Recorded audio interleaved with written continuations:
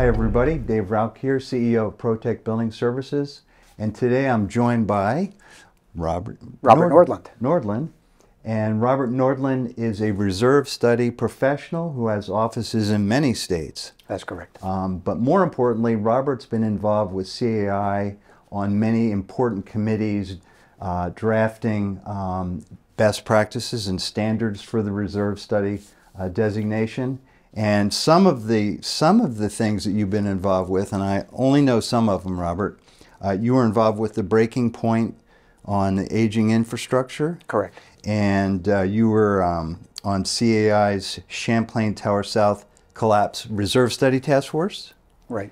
And you were CAI's Condo Safety Public Policy Report, the original one. We've got another one, a new one now. And also CAI's updated reserve study standards, of which I have a copy here, this one. And so those are some of the things you've been involved with. And I think you were on the Board of Trustees too? Not on the Board of Trustees. Not on the board. Okay, but very involved with CAI. So Robert, if you could tell us a little bit about yourself and your company, and then maybe your involvement with CAI that I missed. I'm an engineer by training, a California licensed professional engineer. And actually my life has been somewhat shaped by tragedies. I was working on the Space Shuttle main engine program, and when the Challenger went down in 1986, my work got very boring very quickly because I was putting men in space. Really? And started assisting a manager at our condominium association, and she needed some help with reserve planning, which was a new thing. So I started doing that. And this was here in Los Angeles? Here in Los Angeles, yes. And December of 1986, we started Association Reserves, and basically helping board members, because I was president of my community association, my 71-unit condo at the time, and started appreciating what decision points, what help board members need as they're looking at their budget each year, and what do I do? What do I do to take care of the common areas? I hear about this, I hear about that. What about the asphalt? What about the back alley? All those kinds of things, and you need a plan. And so I started doing that for that management company. It became full-time Association Reserves, and we started helping many, many, many more associations all around. And that's the bottom line.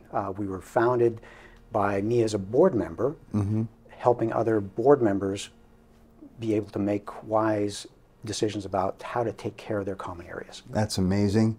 And so your first office was here in LA County? In LA County, yes, Calabasas. Okay, and you now are in how many states with how many offices? Well, we have clients in all 50 states. All 50 states? And we have 17 offices across the country. Even the states like North Dakota and South Dakota, they have HOAs? Well, we welcome everyone watching from North Dakota and South Dakota. No, it took a while to get a North Dakota and an Alaska client, but we have now clients in all 50 states. Wow, that is it's amazing. Fun. That's it's fun. Great. Everywhere that there's a board member, they are every year coming upon that decision, what do I do to take care of my common areas? There are questions that are bigger than the daily, weekly, monthly, let's pay the landscaper, let's pay the electric bill, let's pay the management company, let's pay the insurance bill.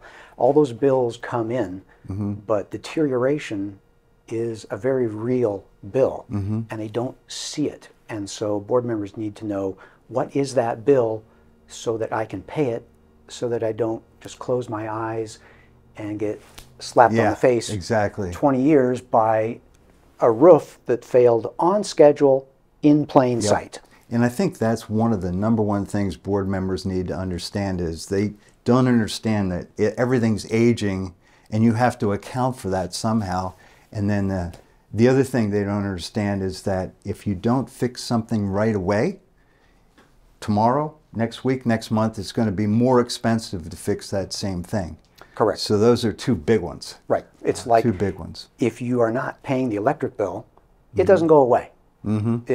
After 2 months, you have 2 months worth to pay. After 3 months, of course, they may threaten to turn your electricity off, but the bill just gets bigger and bigger and bigger. It piles up, and until January 24th, 2021, we would call that a special assessment. And that was what happened when associations failed to properly anticipate and prepare for their normal, predictable common area deterioration. Yep. And so let's go back to your CAI involvement, Community Associations Institute. And I think you've been involved a long time, or at least as long as I've been involved, which is 1991. And I've seen your name around a lot. And I think you were involved in the original reserve study designation creation. You want to tell us just a little bit about that and a little more of your history with CAI? Sure, okay. Take you back to 1986, starting a new business, trying to get clients, trying to get enough money so I can pay my mortgage, which is what it boils down to. And so a lot of, back in those days, it was smiling and dialing. There wasn't email. The advanced technology was a fax. And people didn't even know what reserve studies were. Pretty much so. Yeah, and back so, in the 80s what and are 90s. you selling? Well, why would I need that? Those kind of questions. So got on the board and became president of the California Greater Los Angeles chapter. And that was a very positive thing for our business, to get connected and be working with other industry leaders, the management companies, the attorneys, the insurance providers, all the people who are making this industry go. And then realizing that as we were growing, we were intersecting with other reserve study companies. And I started having lunch once a month with one of my major competitors to talk about, okay, what do you call it when this happens? How do you handle customer payments? And we established informally some major standards on how we're doing reserve studies in Southern California, and finally a banker said, figure it out, and we started to develop standards. We pitched that to CAI National. They said, great, we've got the College of Community Association lawyers, we have the Professional Community Association manager credential, and certainly we support reserve studies and formalizing your industry. So in 1998, we created the first national set of reserve study standards. 98. 98. So really, California was at the forefront again, huh? Correct. Correct. Anything else about your CAI history that we need to know about? Because I know you've been very, very involved. I mean, I saw you last week at the law conference, which was really about law and insurance. Insurance being very interesting. I don't know if we're going to hit on insurance today. When you've been around enough time, you get your fingers into a bunch of different things. And I am a person who, as I started out, I want to make life better for board members. I want to help them. Yeah. And I think that when you have an attitude of how can I help others, how can I make this industry a better place, that gets you into some different, that opens some doors. And it has allowed us to serve a lot of community associations across the country. Right. Residential, resort community associations, timeshares basically, and then municipalities, houses of worship, because it's amazing. We'll get a call from a large church or a temple, and they'll say, hey, our roof is leaking and we need something like you did for my condo. Can you do that for our XYZ? And so it's nice to help people with our skill set and help them see the future, wake up, smell the coffee, and help them plan again for the inevitable, preparing for an improved future. That's so funny you say that, because we maintain 700 associations on a regular, ongoing basis with maintenance programs, but we have 6 churches. Yeah, someone on the board at the church, someone on the board at the local city had a condo and said, we need a maintenance plan like we had at our condo, we need a reserve site like we had. It just makes a lot of common sense. Yep. And I'm so glad that you do understand maintenance, even as a reserve professional. It's a different paradigm. Right. You know, you're going out there looking at components and trying to figure out what their useful life is, and then of course trying to figure out what it would cost to replace that component. Right. So most reserve professionals don't go out and look at these components with an eye towards maintenance, whereas, you know, what we do is we are out there repairing all this stuff, so we have a different paradigm. But I know that you do understand maintenance. I'd like to take us back a little bit to, I think it was June of 2021, yes. Correct. And And that's when Champlain Towers South collapsed and those people were killed. And we've both been active trying to actually increase awareness of the importance of maintenance. You were on that task force for the reserve study component and part of the public policy report that came out that CAI has taken to various legislatures to try to get new laws passed to prevent another Champlain Towers South. Well, June 24th, 2021 was a normal morning. I was laying in bed and I got a phone call from my Florida partner early, 6 a.m. or something Pacific time, and saying, Robert, you got to check the news, we lost a client. And clients choose to get an update with our firm or not get an update with our firm all the time. That's no big news. Yeah. And I said, why are you calling? And he says, you need to check the news. Oh, jeez. And to find out that, yes, a condominium in Florida had collapsed, tragically collapsed, and there was so much uncertainty. Was it a bomb? Was it construction defects? What was it? But all we knew was a perfectly normal building had fallen down, and in the United States, buildings don't just fall down. And yes, it was a client of ours. And we had prepared the reserve study for them, their first reserve study in 2020, delivering it, I think, in January of 2020. Had a bunch of bad news. It incorporated the Marabito engineering report that said you have $8 million worth of remedial corrective repairs to be doing.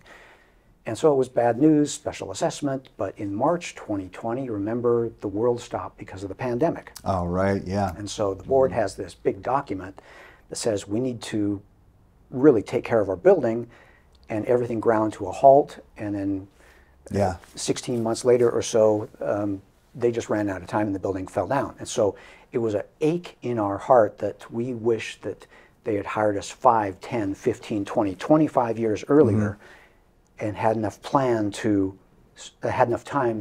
start caring for their building. Right. Because there's a Champlain Towers North and I believe a Champlain Towers West just down the street, and they're both standing. They both had, they were living off special assessments, but they were taking care of their building. And when you have a high-rise on the oceanfront, 40-some years old, that's subject to some significant deterioration. And I saw the photos from our site inspection, and they were scary. Sure. Yeah, and I learned a lot from interviewing Scott Stewart. Yes. Tremendous interview. The one thing was the COVID, and I didn't realize that they were on track to make those repairs. As a matter of fact, the night before the collapse, which was 1 or so in the morning, Scott Stewart was on the roof of that building with the building inspector that night. And so they were making good strides on trying to get that building fixed. And COVID slowed them down. COVID slowed them down. And it was very sad. Another major thing I learned was what I call the condo business model challenge or failure. And that is that what I think, and I'd love your opinion, what really caused the collapse is the board's inaction. You know, I think when they first had Morabito come out, I think the first repair total was like $3 million. Something like that. And then it went to $9 million. And then I think it went to $16 million. And so, you know, at first, you know, the board went, where are we going to get $3 million bucks? You know, how are we going to do this? So they didn't really have good guidance in those early days as to what to do. And plus, you know, part of that is that board members don't want to raise assessments on their neighbors, their friends, nor on themselves. And so to divide $3 million by 98 people, it'd be devastating with you know, a lot of elderly folks that are on fixed incomes, which we hear about all the time, retirees in Florida. And so they were stuck. But letting it get to that point is also another issue, because in my opinion, the board originally in 1981 when it was built didn't have a plan. Nobody, the developer didn't say, hey, here's how you maintain this building. And by the way, you're right on the ocean here, so that salt air is going to deteriorate that rebar, which is going to cause the concrete to spall. And, you know, all these things are your responsibility to maintain. They didn't know that. They weren't given anything. And so that's another big challenge. But what do you think about what I call the condo business model challenge, which is that boards, you know, unlike commercial property, which has one manager, educational property, office building, apartment building, there's no problems maintaining those buildings, but yet when you get a condo with 5 or 7 or even 3 board members, it's a problem. Right, it's a problem. As we are sitting here today, we continue to wait for the final report of Champlain Towers South. The 3 major suspects are inadequate design, improper construction, and failure to maintain. And so we can talk about failure to maintain. I see it not as a broken community association model, but as a very fragile community association model. It has gotten us here this far. It has not had too many tragedies. I hate saying that because what do I say to the 98 people who died and their families? But it basically is working, but we have to remember that we are relying on the prudent and wise decisions of about 2 million board members all across the country. Right. And any industry that relies on the goodwill of that many volunteers is on delicate footing, thin ice. So yes, it is true there's a stereotype in the community association industry that boards are reluctant to raise their assessments. They are focusing, in my mind, on minimizing expenses rather than maximizing property value. Right. Now, when you have commercial property, there is usually an owner or an owner entity that is a big wheel real estate investor, and they want their value, their real estate value, greatest and highest purpose of that real estate, they want to appreciate. Of course. Whereas community association board members too often are looking at minimizing costs. And that's a race to the bottom, and that's a destructive goal. There is no, in general, virtuous goal. And so with board members pursuing a destructive goal, it will have negative consequences. And so that's why we're glad to have laws in different states. We're glad to have CAI public policy, clarifying what best business practices are. Sure. But then again, we're relying on a floating pool of 2 million board members reading things, learning things, being trained with new tools and new thinking when the next month is coming up and they know that people are going to rail against another $5 increase. And so they just keep it the same. And they are proud to say, we've held assessments flat for 8 years. And actually, the reward to a board that does think intelligently about this issue and want to raise assessments or actually go over the 20% threshold is they get recalled. And I've known many boards that have been recalled because they've special assessed. Yeah. Well, let me clarify a couple of things. I was president of my community association, and we passed a special assessment because we had no money and we had problems. And we passed that special assessment. I got tired of living with the hassle, but by golly, I sold my condo unit for a significant profit. And we have a podcast, HOA Insights, Common Sense for Common Areas. Anyone can get there at hoainsights.org, and we feature board heroes. And I'm not sure if it was last week, but in our portfolio of episodes was an episode called Special Assessment Success. And it's a story about an association that pushed through, understood the political challenge, passed a special assessment, and I think the net result was their home values went up by 50%, something like that. When you're focusing on taking care of the building and appreciating the owner's enjoyment and safety, by the way, the prospective buyers come in and they say, oh, this is a nice place, I'm willing to pay top dollar for this place. And that's how you make your money. And the incidental cost of another $5 or $50 or $75 a month, between $400 a month and $475 a month, that becomes incidental when your home values go up by thousands. Here's the other aspect of the challenge. That's a great story, and there's thousands of great stories like that. But the problem is that the other thing that we can't do as an industry is force the boards to come get educated and to listen to those great stories. I mean, as you know, we've got 354,000 HOAs in the United States, approximately. You said 350 to 2 million 400,000 plus board right. members. But, you know, how many do we see at educational programs? Right. A minuscule portion.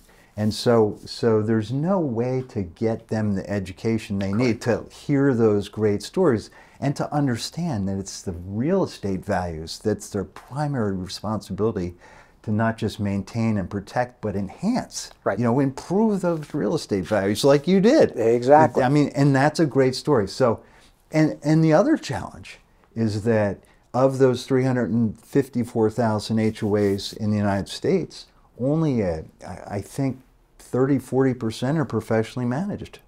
I don't know the exact number because CAI doesn't track those big macro numbers. I'm not sure anyone knows that exact number. Yeah, but you said 2 million board members. Correct. So there's many thousands of associations out there that are unmanaged, and they get no help.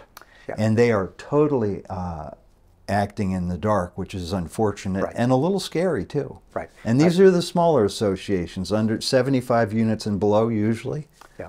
I like the word that you picked. Some people say self-managed, but I like the word unmanaged. Yeah, they're because and they may be the 4-unit condo on the beach. My son and his wife own a condo in a little 6-unit property that was just by the seat of the pants. It may be a 200-unit HOA or planned development that has nothing but an entry monument sign and maybe a tot lot in the back. So it may be very simple. And yes, so that's why we're wondering, what are the ways to move this industry forward? How can we help? We've got vehicles like we're doing here. There are webinars. There's trade organizations like CAI. There's state laws.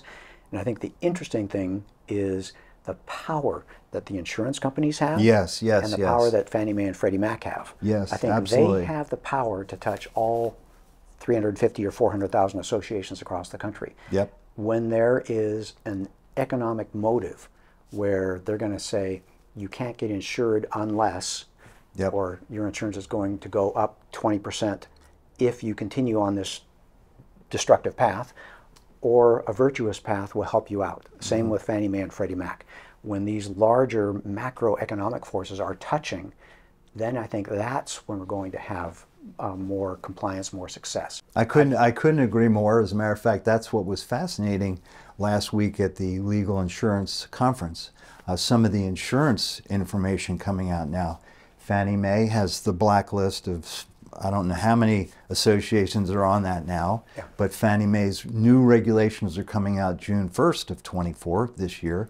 But the insurance company itself is now mandating maintenance and reserve studies, and that boards properly take care of their communities. I was given a great example, and that is when the hurricanes came through Florida, and they took out all these awnings, right? All the awnings that people had built over pools that associations had built to shade people. But when everybody made those claims to the insurance companies to replace the awnings, the insurance company said, we're no longer going to cover awnings. And so they unilaterally just said, no more awnings. And so, you know, people are now building awnings differently because the insurance company isn't covering it. So you couldn't be more correct that the insurance company does lead the way, and the federal government. And then we too, and we'll talk about it in a minute, public policy with CAI. Well, you can't blame them. If you or I were insuring a building, we'd want to make sure that the building was well taken care of. Of course. And so I want to make it clear that the insurance companies are not the bad guys. Fannie Mae and Freddie Mac are not the bad guys. We have this fragile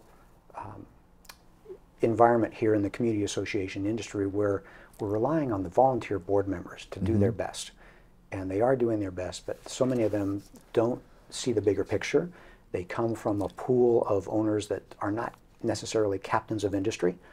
And the task of being a board member has been, what do I say, undersold to them. Oh, just show up, it's just one night a month.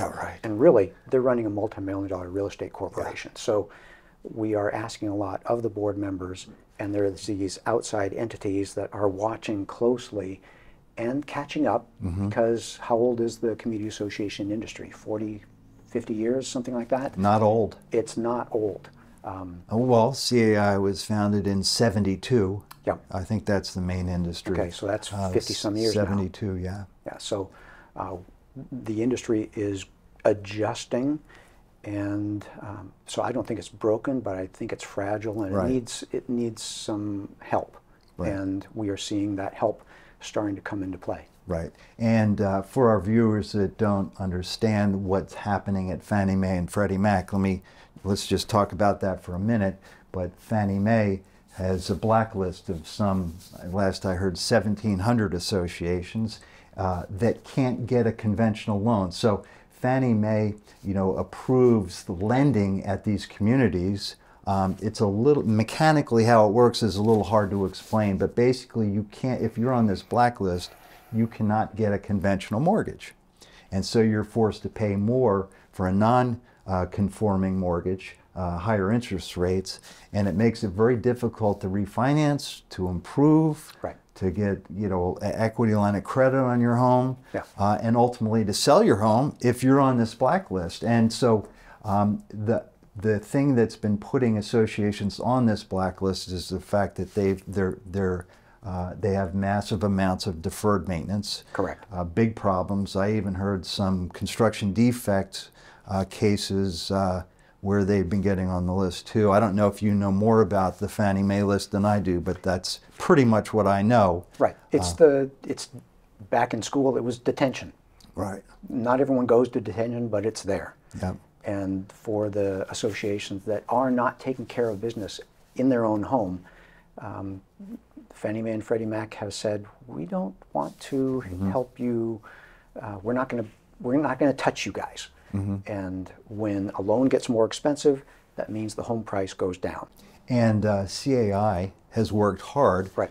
After the collapse of Champlain Towers, you were on the Reserve Study Task Force. There was a Building and Inspection Task Force, and the task forces together came up with a public policy report, Condo Safety Public Policy Report. Right. There's a copy actually on our website, but that public policy came up with a whole bunch of solutions. And I know CAI, Dawn Bauman, has been working tirelessly to try to get state legislatures to adopt these recommendations, these laws. And I do know that CAI is taking a very proactive approach and not waiting for Fannie Mae and the insurance industry to come along and clobber associations over the head where they find out that they don't have insurance anymore, which is pretty tough. Right. Or it's very expensive. Yeah, Very expensive. I don't want to cast fear to everyone who's watching. Yeah. If you're taking good care of your association, if you're maintaining it, if you are raising your assessments and helping your association thrive, not starving it of the cash it needs, you're going to be just fine. This is the Reserve Study updates, Reserve Study Standards updates. This came out. Is this the right copy? Okay. You've got more tabs on it than I do. Okay. Well, this was a lot of work on your part, and I just want to, because not everybody's familiar with reserve studies, not everybody's understanding that the standards have been changed. Correct. After the tragic collapse of Champlain Towers South in 2021, we were given the push to accelerate the next set of changes, and that next set of changes did a number of things. We realized that we as an industry, the reserve study industry, need to do a better job of being consistent across the country. So it defined a number of new terms, expanded what is appropriate to be funded through reserves. Right. It used to be just cyclical projects, a classic roof, a carpet, things like that. Asphalt. All kinds. And now yeah. It's expanded to be projects that are non-physical, like an elevator inspection or an infrastructure inspection. Things that are one-time projects like safety repair on some stairways or a balcony, things like that. So it expanded the list of what's funded through reserves, basically to help the industry, the reserve study industry, be stronger and more consistent across the country. One thing that is missed is that the word contribution is absolutely absent in that document. Oh. We used to call it reserve contributions. And now we call it reserve funding requirements, because there is no such thing as a voluntary contribution. I think we've done the industry a disservice by calling it reserve contributions. Reserve funding is the ravages of Mother Nature and Father Time, and it's offsetting that. So we are calling it an obligation that the association has to pay. So there's things like that that are tweaked in the updated standards. We are embracing longer projects. If you've got a 40-year elevator, a 50-year seawall, or boat ramp, or roof material, that is welcomed, and all people enjoying that asset, all 40 years or 50 years or 31 years, should be paying their fair share. Again, it's that appreciation that all owners should be paying their small little fair share along the way, offsetting the ongoing deterioration. It's a life cycle cost. The field of reserve studies is, we are doing budget and cash flow. We're not breaking open walls. We're not doing intrusive evaluations, but we are more effectively and more significantly trying to gather more information. What does the association know about your plumbing repairs? Tell us. Let's see if we can spot a pattern. And embracing the concept of how they are doing. And we in the reserve study industry are now instructed, not just suggested, but instructed to make a difference in the useful life and remaining useful life for the assets of buildings that are well maintained. We want to reflect that in the reserve plan, stretching the life expectancy so that the cost over 30 years is less than the cost when it's only spread over 20 years. And there is a benefit not only to home values, but in lower reserve funding requirements when you're taking good care of your assets. It costs a little bit of money, yes, but the net effect is you are spending overall less money, and again, the home values go up. And so there's that connection. I love that, because I think that's the key to success here, and that is that all reserve studies, all reserve analysts talk to boards of directors about, hey, what we want to focus on here is getting, not just doing a funding plan to put aside money to replace things when they break, but let's focus on getting the longest possible life out of all these building components. So you can stretch those reserve funds and their expenditures as long as possible. One of the things the new standards did was grab maintenance and say, okay, there is maintenance. Let's talk about maintenance. There's preventive maintenance, which you should be doing on an ongoing basis. There's deferred maintenance, which now we can name it. It's maintenance that you should have done that has now led to decay.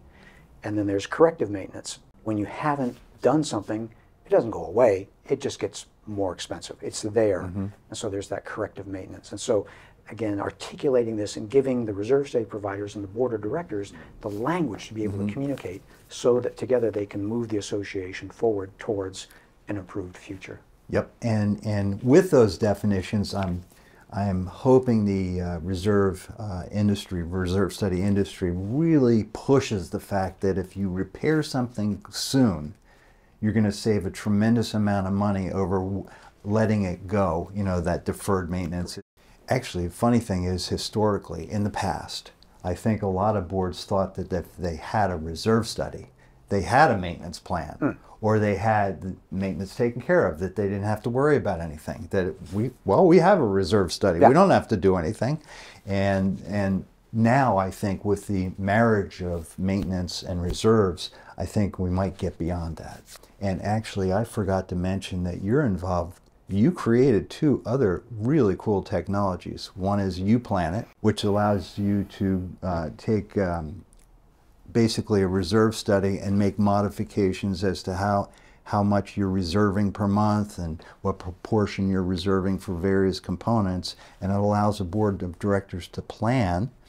And then you also have the FICO score for condos. And I'd love for you to just touch on those real briefly. I know we're running a little long here, which is okay, but those are two great technologies, two great tools there. Well, thank you. I think they're great, again, for the industry. Number one, UPlanIt, we deliver a reserve study, and it is a published document that has association reserves on the cover. But we're giving it to board members, and we want them to have the power to get their fingers into it. And so with the click of the internet on our website, they can click on it, and they can test a few things. They can test, well, if we don't set this much aside this year, but we do it next year, will that change things? If we move the fence painting up, or if we can move the fence replacement out because we're going to touch-up paint it, right? You know, all those kinds of things, exactly. They can now see that, and it's just, you just type it in and you can play with your numbers and you do great things. Bingo. And just take a little bit about the FICO score for HOAs, which I love this one too. We all individually have a FICO score. That's how we're measured on a financial scale. And in the United States, your home is your most significant purchase. Yet everyone goes into a community association home purchase basically blind, because you go in, you negotiate, and then you get to the signing documents and they give you the documents, and by then it's too late. You either don't know that they don't allow dogs above a certain size, or you just don't find anything in a stack of a couple hundred pages or a large 50 megabyte PDF. And it needs to be made as simple as the FICO score. So we developed something called the FIPHO score: financial, physical, and operational. In the reserve study world, we measure an association's combined financial and physical health. The FIPHO score is this combination of the financial health, physical health, and the operational health. It's a very simple 1 to 100 score. You can log on to ourfipho.org, and we've preloaded associations there. You can claim your association, enter some information, and find out how your association scores. Again, it goes down to the very simple thing that we want board members to know: how are we doing? How can I make good decisions? Because you can think that we're doing just fine, and especially for the unmanaged, self-managed associations, how do we know? Well, they can see now on a scale. Exactly, because I think almost all board members want to learn how to do better. They want to help improve the community.